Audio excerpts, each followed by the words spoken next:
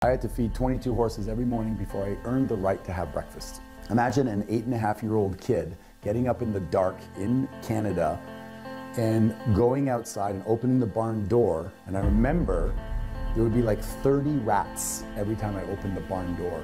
And they would scurry around, and I would hope that none of them would stay around. And one time I went back to the house and I said, "Dad, can you come with me?" And he locked the door and he says, "Go out and do your chores and don't come back until they're done." And it was kind of the beginning of me realizing that I wasn't in a supportive environment. And I learned one thing, and one thing only, is that if I was willing to work hard, then I could get my dad's attention. I remember waking up, I was about 13 or 14 years old, and this was the day my dad had promised me it was gonna be yes.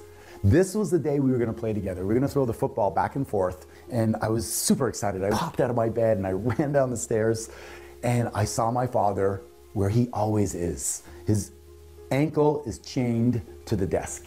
But as I got closer, I knew something was wrong. It was like I could feel there was a heaviness in the air. And I started to get nervous. And I went, "Dad?" And he went, "Yes." I went, you ready to go play?"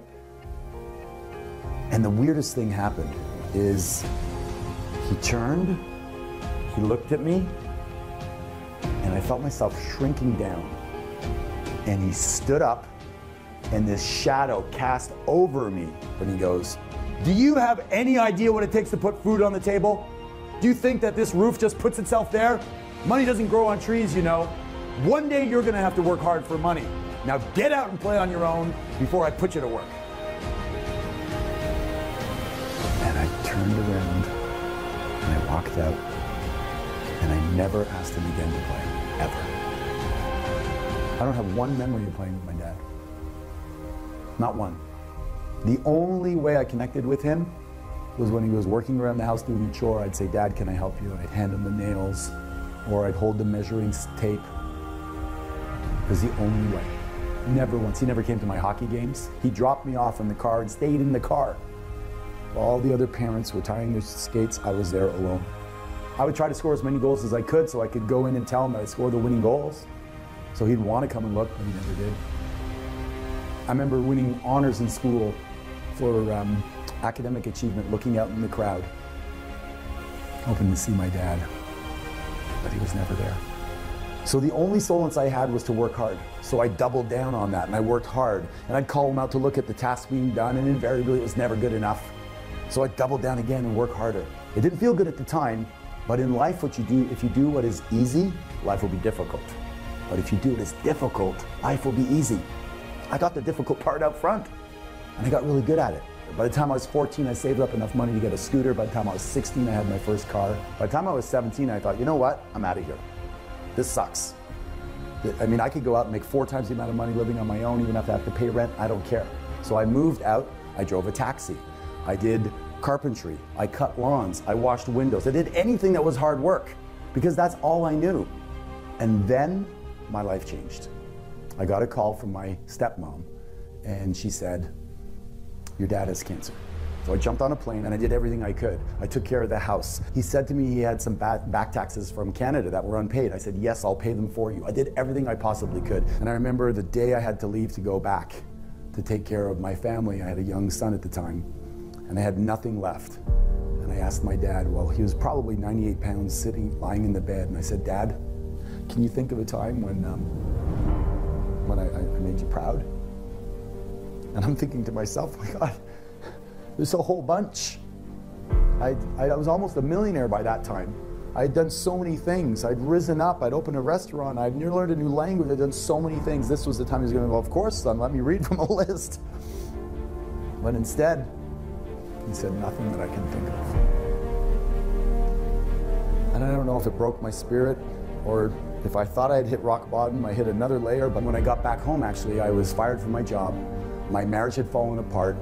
I had no money left that I'd paid to support him, so I got evicted from my apartment, and I moved back with my mom at the age of 30.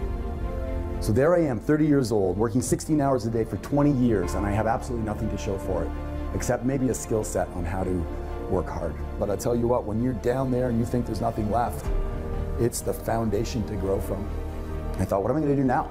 And some little bird mentioned real estate, so I thought I'd get into real estate. I got into real estate, and that's when I met my first mentor that transformed my life.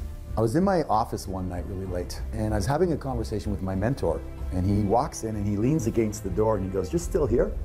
And I said, "Yeah." And he goes, "You really have a great work ethic." And I went, "You talking to me?" He goes, "Yeah, I'm talking to you." He goes, "You're awesome."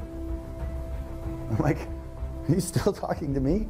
It's like I never had anybody tell me that they believed in me. My father certainly was always, "You could do better, you could do better, you could do better." Yeah, it drove me, but it didn't make me feel confident. And I doubted it at first.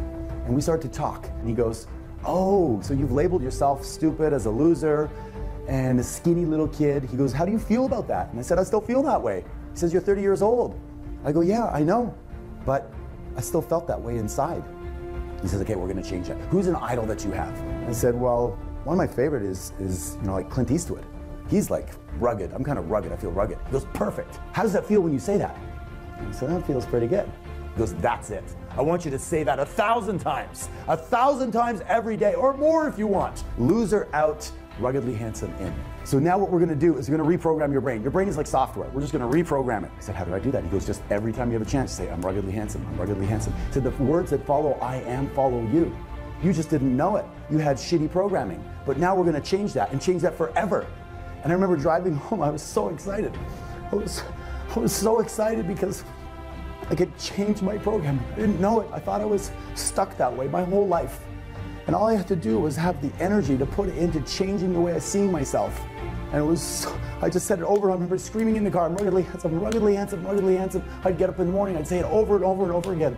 I'd say it as much as I possibly could. And then spontaneously one morning, I was in the shower and I said, "I'm the greatest real estate agent in my area. I'm the greatest real estate agent in my area." And I went from one sale in my first year to, in a few years, 100 sales. I broke every record there was. And then I bought the freaking company. Went from farm boy to financially free. I became resourceful. I became capable of doing things I didn't know I was going to do. The most powerful force in the human psyche is how we describe ourselves to ourselves. Who's giving you labels? You're too short, you're too tall, you're quiet, you're introverted. And you take on those labels and you wear them like they're your persona. And then you live into them, like a role that you were given in life. You can rewrite that. You can make it whatever you want, insert it, and then program it. I am. I am. You are what? Gifted, guided, grateful, powerful, passionate, playful, sexy, sensual, sensitive, and blessed. What are you? Today is the first day of the rest of your life, and you get to redefine yourself. So who are you? And who do you want to be? The words that follow I am follow you.